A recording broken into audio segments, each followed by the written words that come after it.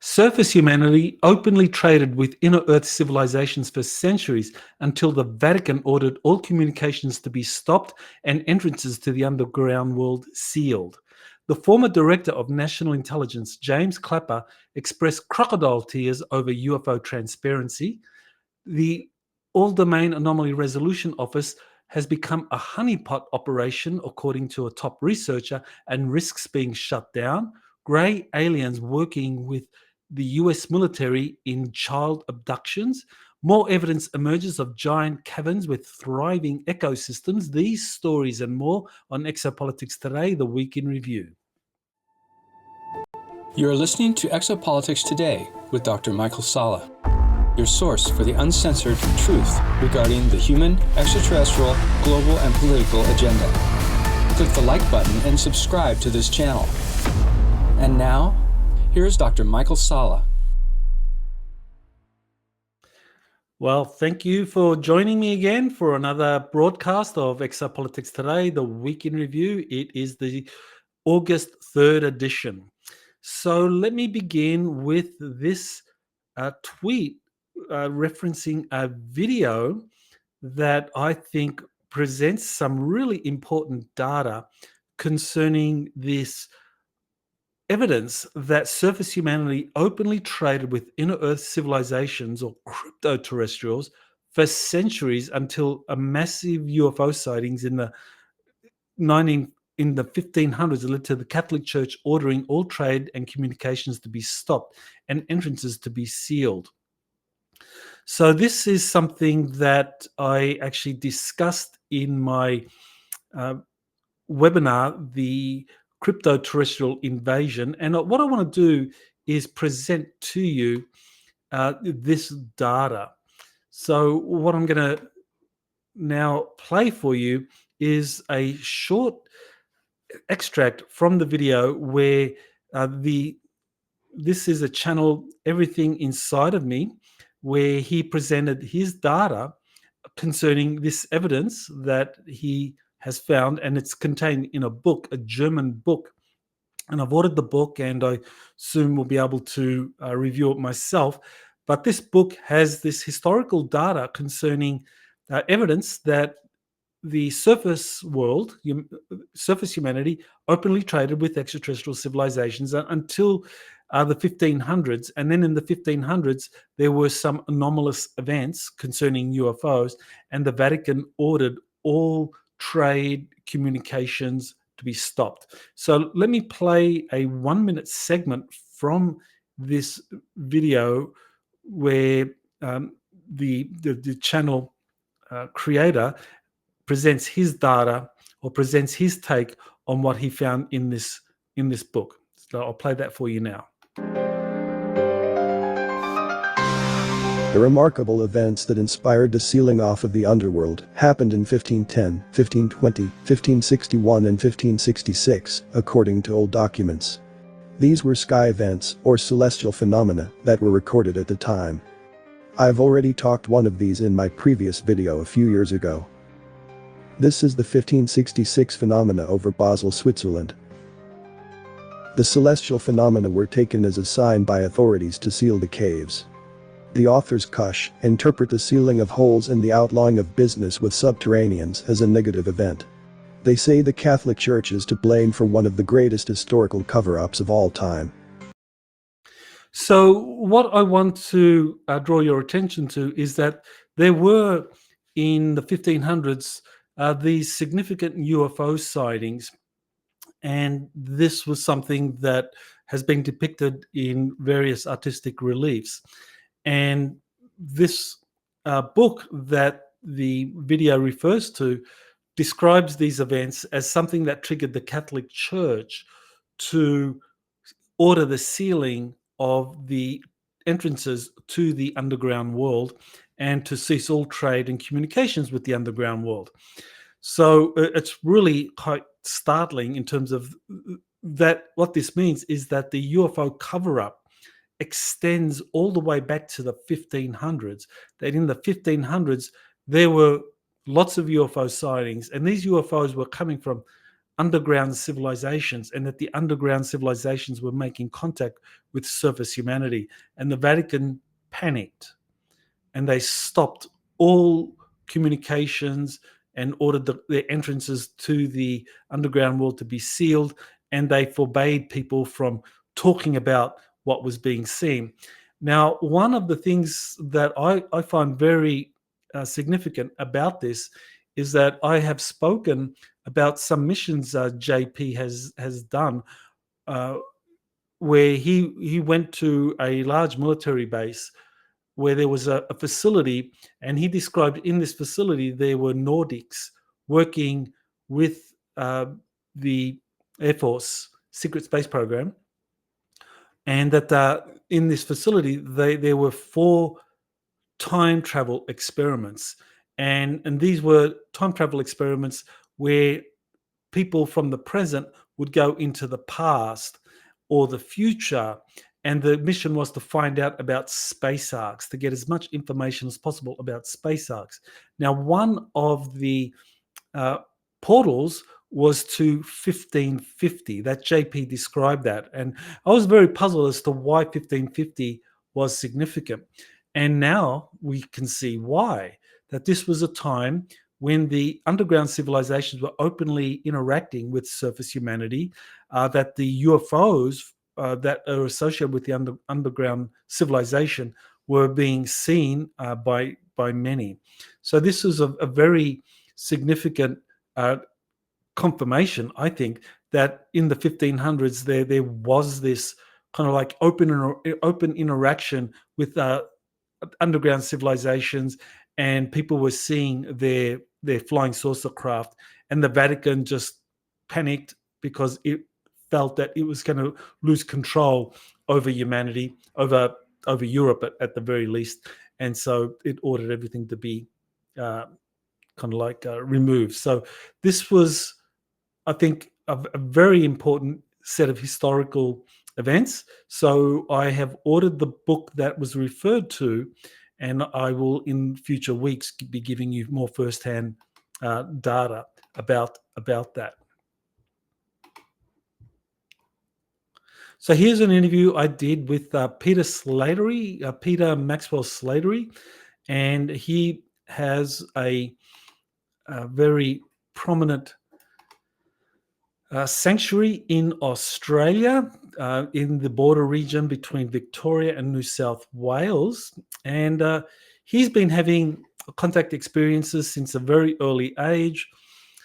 And he's been taking photographs and videos of all kinds of craft. He's interacted with government agencies down there that are monitoring his contact experiences. And he's written quite a number of books. So he has a sanctuary called Jaya Sanctuary down there in the Albury-Wodonga area of Australia. So definitely worth having a look at that interview with Peter Slattery. The quality of the images, of the photos that he has taken is very, very important confirmation that he is having contact experiences. And just to give you an example, here is a photo he took of what appears to be an alien, and he describes this as a positive alien. He's not describing it as one of these negative grays. He's describing it as a positive being. So yeah, more in my interview with Peter Maxwell Slattery. Now, here's a video or a webinar that Elena Danaan did on Atlantis, and she discusses its location, technologies, the various factions and relations between the central city and the outlying colonies, and its ultimate destruction using a number of historical sources, communications that she's been having with extraterrestrials, and her own past life memories. Now, what's I find very significant here is that, first of all, of course, we have Plato. He is the first historical source that talks about the destruction of Atlantis, because it began a number of aggressive wars against other parts of the world, and that the ancient Greeks and the ancient Atlanteans fought, and that he described this it described Atlantis as being kind of very advanced technologically, and described it in a way where you had a kind of ring-like structure of the main city. Now, according to the information Elena presents, this wasn't so much the center of Atlantis that was the problem. It was more the Atlantean colonies that were the problem, that they were the ones that really were very aggressive, conducting the most abusive genetic experiments, creating chimera and all of that, things that Edgar Casey talks. So that is a very different perspective on what we've seen so far, but definitely it's something to consider. I recommend watching her webinar. Okay, so here's something that I think is also very helpful.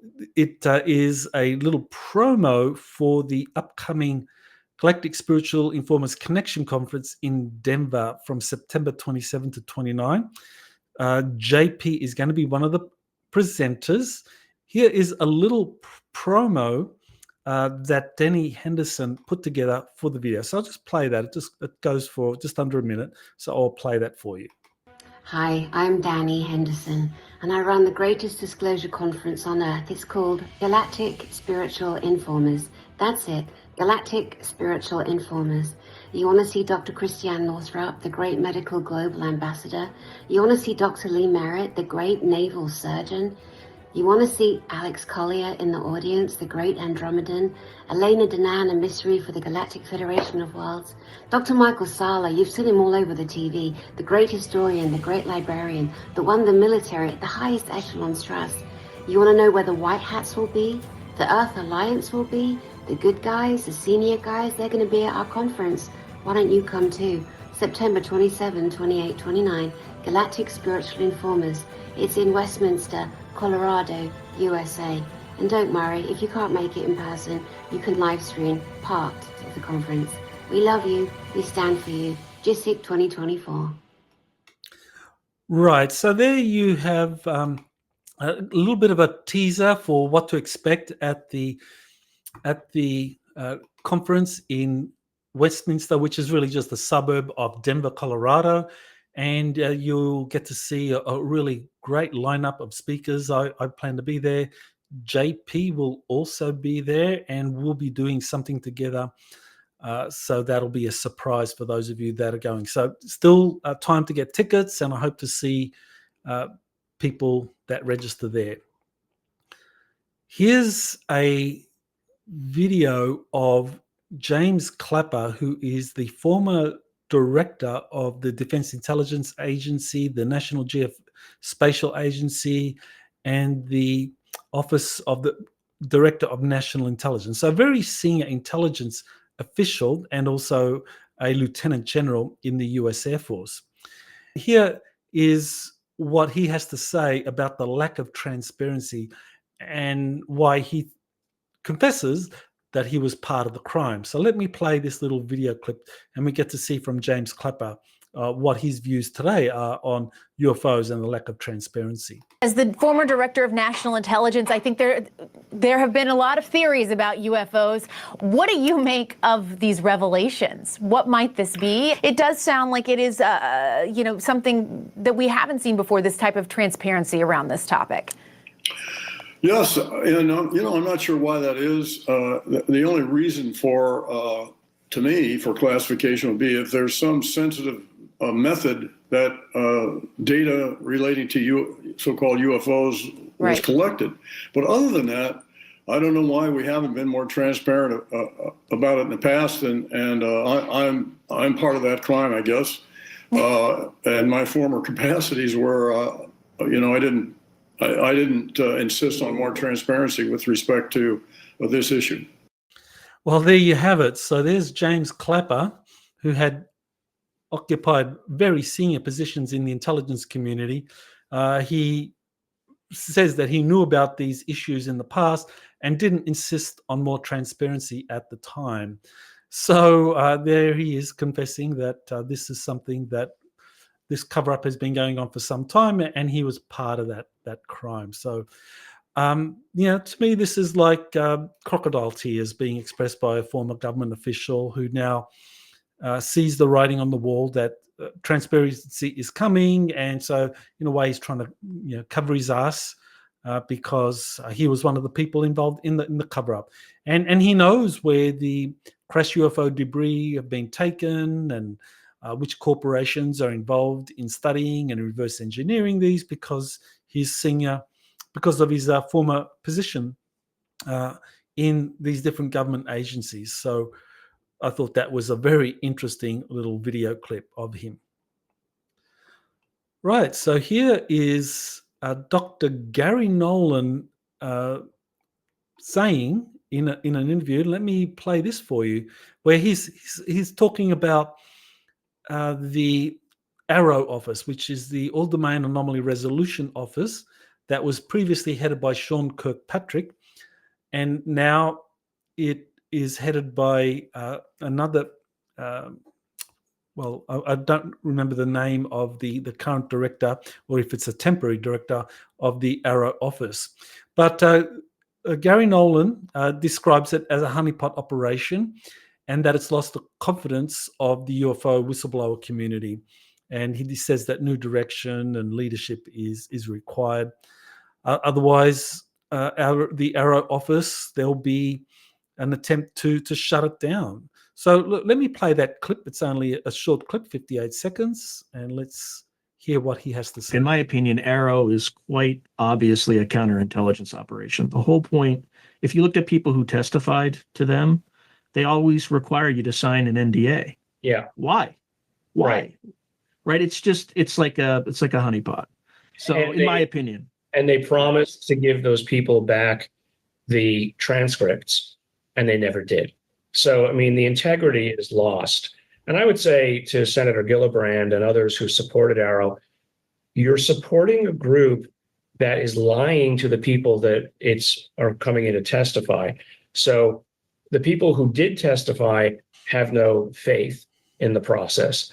And the rest who, like you and I, think that this is just a honeypot, have basically gone around them. So the purpose of the group is moot at this point. Discontinue it. Shut the place down. It's not necessary. So I think he's absolutely correct that the AARO office became a honeypot operation where potential whistleblowers went there and they would sign non-disclosure agreements, and that would be really a way to silence them. So rather than encouraging whistleblowers to come out and talk about what they knew concerning UFOs, the AARO office was acting as a means of being able to shut whistleblowers down. And so because of this process, he recommends shutting it down. Now, I don't know how that would be a solution. I think AARO needs a new direction, a new leadership, and to fulfill what its legislative mandate is, because AARO was created through the National Defense Authorization Act. So it's actually part of legislation. So I think it's much easier to overhaul the leadership and to give it a new direction, make sure it works as it was intended, as opposed to shutting it down, because that would need legislation, which is always much more difficult. But the point is taken, very, very true. The AARO office is failing, and the integrity is lost. So something dramatic has to happen. So here's a interview I did with Melanie Charest discussing her experiences with different types of aliens, and also with the military, the U.S. military, in abducting children and abusing them in horrific ways.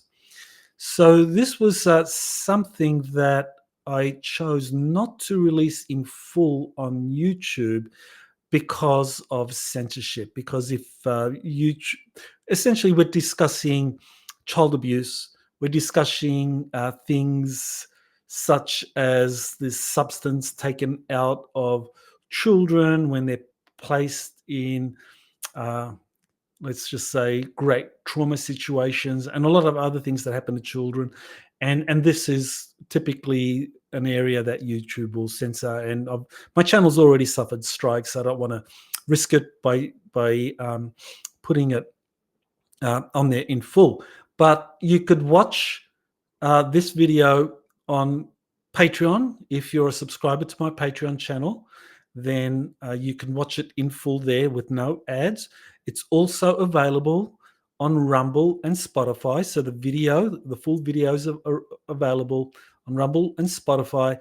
And also it is available in audio on a number of, on some two more formats. One, I believe, is Google, and the other is Apple. So there are a number of ways for you to watch or to listen to this. And it is very important that people know what is going on here, that the way in which children were being abused. And Melanie's story is really very unique. She describes herself as being rescued by the Galactic Federation of Worlds. And that as a consequence of her being rescued from this terrible situation, she then began to help the Galactic Federation in rescuing children from these horrible situations, in whether it was in underground facilities, off planet, wherever children were being abused. So it is truly a fascinating video. It was done in France, Valence, France, and for the first time, Melanie spoke in English. Now, Melanie has shared her story in French, but this is the first time where she's shared it in full in English. So I do recommend that you watch it. You're only going to be able to watch the full version on Patreon, Rumble, or Spotify. Or if you want to listen to the audio, you can go to those other locations. So for those other locations, you can just go to my exopolitics.org site, and it has all the links to all the places where this video is available in full. And on YouTube, you only get the first 8 minutes. So definitely well worth watching this. Okay, so here is a very interesting tweet by James Anderson from Project Unity. So he, founder of Project Unity, independent researcher, and he makes some very important points in his Twitter feed. And here's something that I thought was very interesting. He's saying that perhaps it's not about traveling at the speed of light, but at the speed of thought. Now, very nice graphic describing how UFO craft can travel very, very quickly, not necessarily because of this, not necessarily at the speed of light, but at the speed of thought. Now, how would that be possible? Well, this is triggered with me, something that I remember Ralph Ring talking about. Ralph Ring was an inventor. He worked with Otis Carr in the late 1950s and early 1960s, and he gave a couple of presentations. And what Ralph Ring described was that in 1961, he was part of a 3-man crew where he flight tested the OTC X1, which is really just a very basic flying saucer design that was built by Otis Carr using off-the-shelf technology with some funding from his supporters. And Otis Carr was a protege of Nikola Tesla. So Nikola Tesla explained to Otis Carr everything he needed to know about building a flying saucer. And critical to the construction of this flying saucer was a crystal, a very large crystal designed in a certain way, and that this crystal would provide the kind of this was very important in terms of the navigation and the propulsion of this flying saucer craft. So Otis Carr instructed Ralph Ring, Major Wayne Aho, and a third crew member to go inside of the flying saucer, and in the center of that saucer, or the OTC X1, there was a very large crystal. And they were instructed to place their hands on the crystal, and to think about the destination. And so Ralph Ring said that that's what they did. They thought about the destination. They didn't, and so he described the experience in several interviews. But what essentially happened was that they were teleported there after the crystal was activated. So they went there at the speed of thought. It wasn't through any kind of normal propulsion system. And so it shows that these kinds of advanced technologies that the extraterrestrials use, that they operate through some kind of mind technology interface, and that if you think of the destination, bang, you're there. And that's very important because that's how it works. So this is what I think Jay Anderson is pointing out, and I think he's absolutely correct. Now, so in the case of Otis Carr, what happened to him after he was able to successfully test flight the OTC X-1 using this very incredible navigation propulsion system? I mean, you'd think he'd win a Nobel Prize and so forth. Well, no, not at all. How did the government respond to this incredible breakthrough using crystals and thoughts? Well, yeah, you guessed it. They shut him down. They confiscated the OTC X-1. His assets were seized on national security grounds. All the workers, including Ralph Ring, were threatened not to talk or they'd be jailed. And he was, I think over the next 12 months, jailed on bogus securities charges based on the money he had raised to finance the OTC X-1. So in other words, he gets the public, members of the public, to fund his OTC X-1. He raises funds through the securities exchange, I think through the stock market. He raises funds for his project. He successfully test flights it. The three-letter agencies come in, confiscate everything, threaten all the workers away. So then, obviously, the project fails. Investors say, well, hey, what happened? What have you got to show? And he's got nothing to show because he can't talk about what happened. And so then they jailed him on that for kind of financial fraud. So they broke him. He was a broken man eventually. But I think the point is that this is absolutely the way these craft operate, that there's a connection between thought and propulsion, or thought and the destination of where the craft is going, and that this is something that is far superior to any kind of light speed technology, superluminal travel using some kind of propulsion system. So here's a very interesting story about sinkholes being discovered in China. And these are giant sinkholes. And what was discovered here was that these sinkholes can contain a very large ecosystem. So there's one here.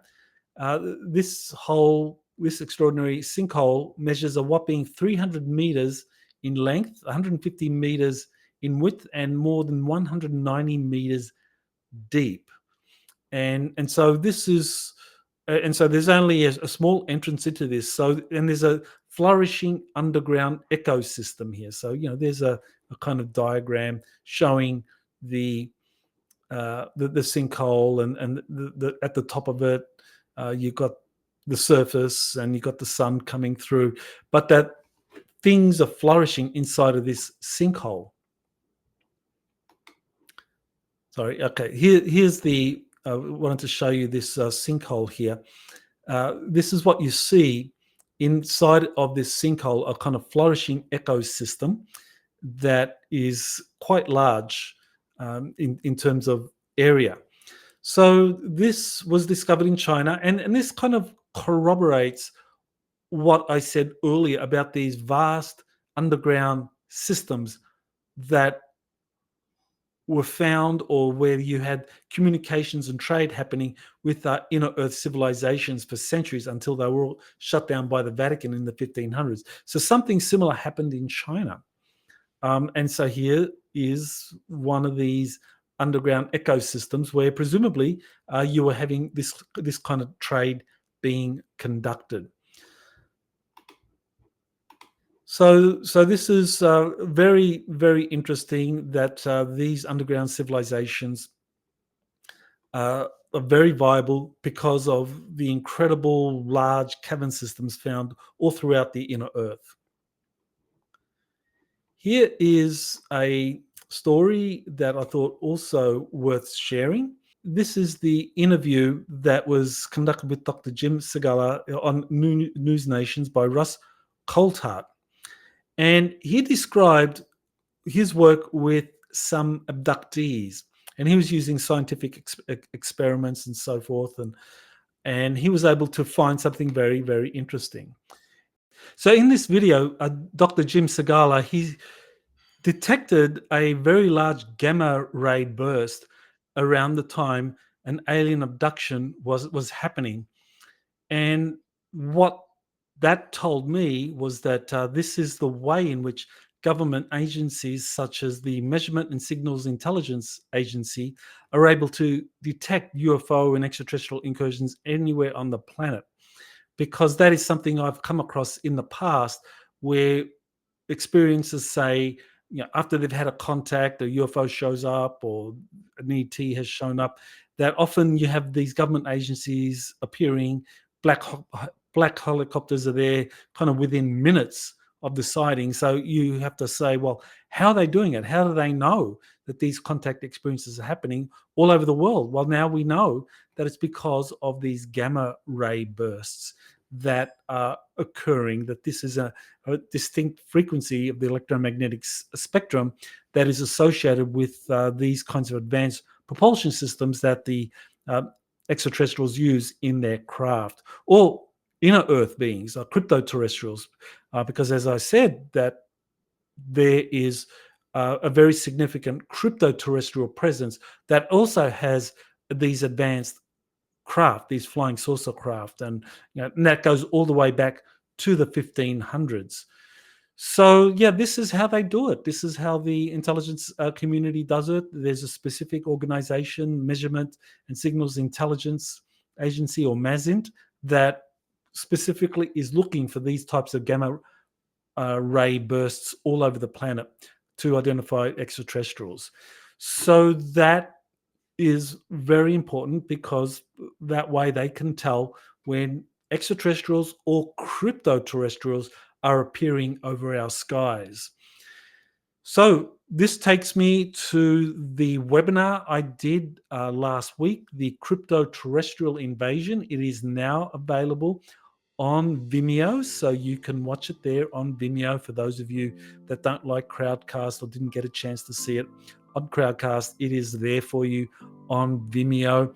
And I do talk at length about this underground civilization, or the underground civilizations trading with surface humanity up until the 1500s. So I developed that a little bit more in that particular webinar and play a little bit more of that clip for you, because I think it is very important that we understand that these crypto-terrestrials are very real. They have advanced technologies. They've been interacting with us for many, many centuries, and up until the 1500s, they were doing it openly until it was stopped. And now there is a plan to ensure that any kind of craft that these crypto-terrestrials launch into our surface sky to kind of like announce themselves, that there's going to be an attempt, I believe, to create a false flag narrative around that, to make them out to be some kind of invaders, whereas really they're just sharing their presence or expressing their interest in making or reconnecting with surface humanity.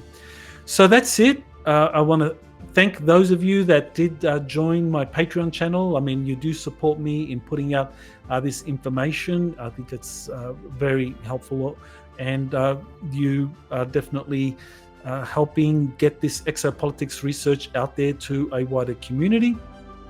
So I'm very appreciative of that. So thank you all, and aloha. You have been listening to Exopolitics today with Dr. Michael Salla. Please remember to like, share, and subscribe to this channel. Join or start a conversation in the comments.